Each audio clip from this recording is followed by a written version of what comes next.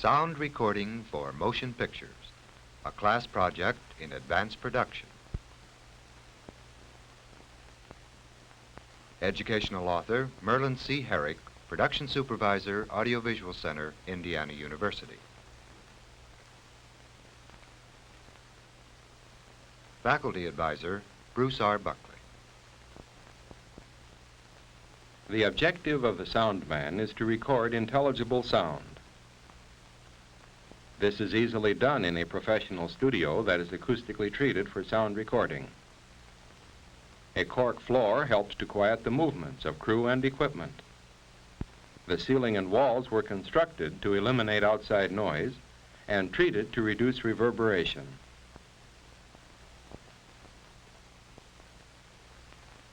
But film production units often have to record synchronous sound on locations which are far from ideal, such as in this office.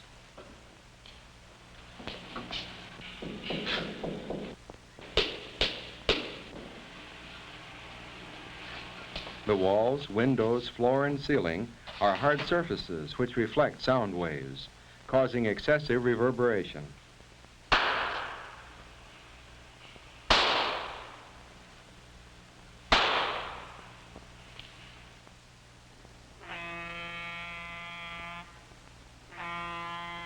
Outside sounds and building noises which ordinarily go unnoticed to the ear will be picked up by a microphone.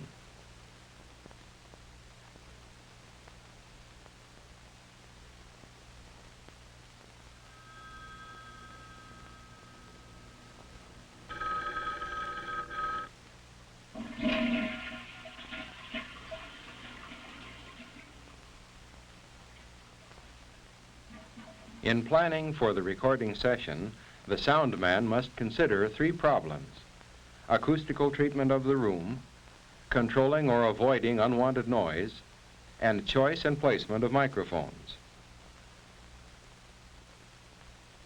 A rough sketch of the set helps the sound man position his equipment in cooperation with the cameraman and lighting crew.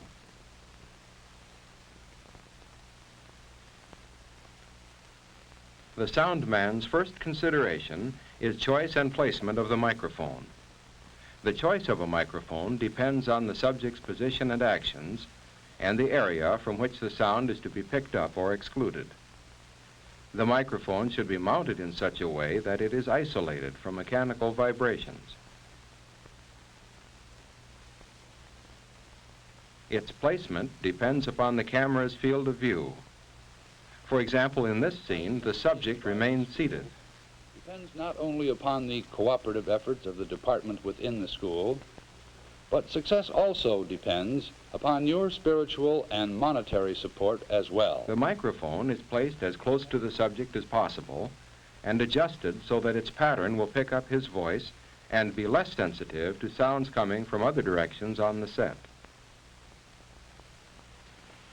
Professor, I seem to be having some trouble neutralizing this acid solution. What are you using for an indicator? I used phenol. In a scene involving two or more people, in which the microphone cannot be easily concealed, it may be suspended from a boom. The boom can be moved to follow the actors, keeping the microphone close at all times. Fix this back.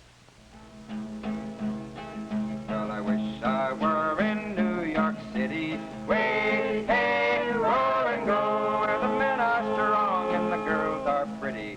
When recording a larger group, a microphone with an omnidirectional pickup pattern may be suspended from above. Way, hey, roll and go, and she was the girl that I was after. Spend my money on Sally Brown.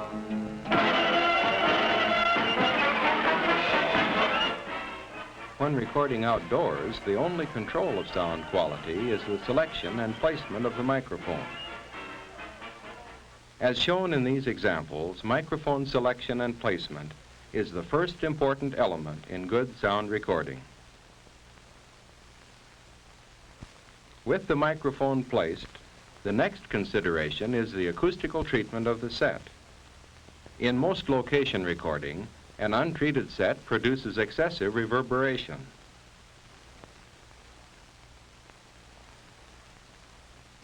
Enclosing the area with acoustical materials reduces the degree of reverberation. Highly porous materials are used to absorb sound.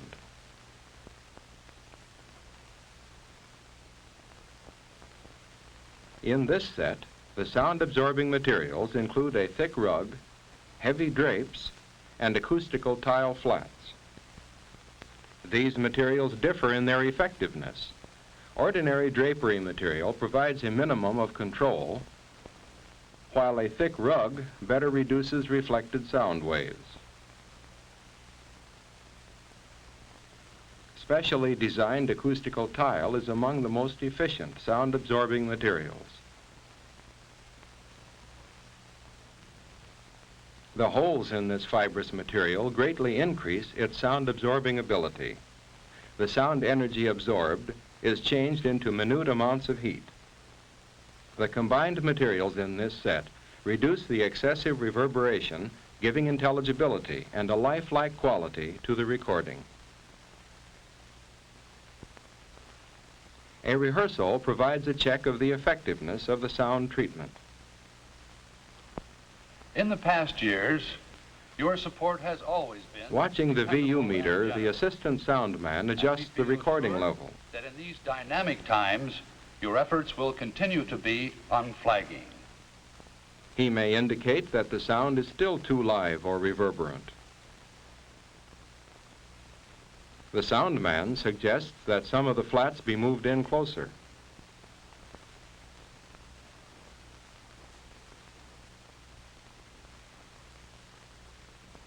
Additional acoustical material is sometimes used to fill in an open area that may be causing reverberation problems. The final position of the flats, lights, and equipment should be checked by looking through the viewfinder of the camera to be sure they will be out of frame during shooting. To maintain consistent sound quality from scene to scene, further changes in the acoustical treatment should be kept to a minimum. So that the microphone will not pick up the noise of the running camera, a blimp or soundproof housing is placed around the camera. Okay, let's have a sound check.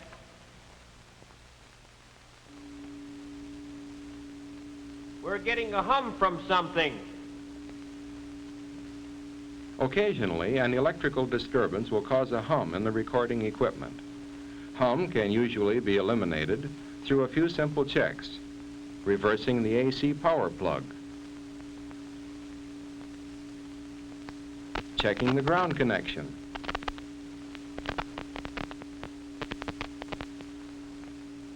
separating microphone and power cables. They should cross only at right angles and, if parallel, be at least 2 feet apart. Nearby motors and fluorescent lights are often a source of unwanted sound. With unwanted sounds eliminated, the location acoustically treated, and the microphone placed, the sound man is ready to make a quality recording. All right, places everybody, quiet on the set.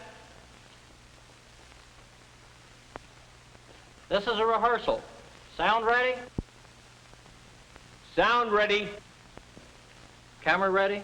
Camera ready. Roll sound. Rolling. Roll camera. Rolling. Slate.